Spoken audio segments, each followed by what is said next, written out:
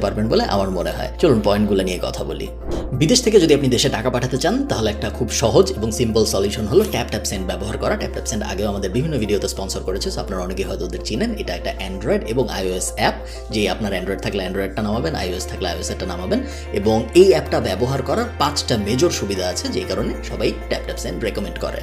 প্রথম সুবিধা হলো zero charge to use. Tap send ব্যবহার করতে কোনো টাকা পয়সা খরচ হয় না, আপনি টাকা পাঠাতেও কোনো টাকা খরচ হয় না, যে টাকা রিসিভ করবে তার টাকা রিসিভ করতেও কোনো খরচ হয় না। সেকেন্ড বেনিফিট হলো আপনি টাকা সরাসরি যে রিসিভ করবে তার বিকাশে বা তার ব্যাংক অ্যাকাউন্টে পাঠিয়ে দিতে পারবেন, তার কোথাও যাইতে হবে না টাকাটা কালেক্ট করার জন্য, যেটা আমার মধ্যে একটা বড় সুবিধা। 3 নম্বর বেনিফিট হলো গুড এক্সচেঞ্জ রেট। আপনি যখন কাউকে $100 পাঠাবেন কথার কথা, তখন সে 10,000 টাকা পাবে নাকি 10,600 টাকা পাবে নাকি 11,000 টাকা পাবে, এটা ডিপেন্ড করে আপনি যে কারেন্সি পাঠাচ্ছেন এবং সে যে কারেন্সি রিসিভ করতেছে, এই দুইটার মধ্যে এক্সচেঞ্জ রেটটা যেই প্ল্যাটফর্ম দিয়ে আপনি পাঠাচ্ছেন ওই প্ল্যাটফর্মটা কত নির্ধারণ করেছে। Tap send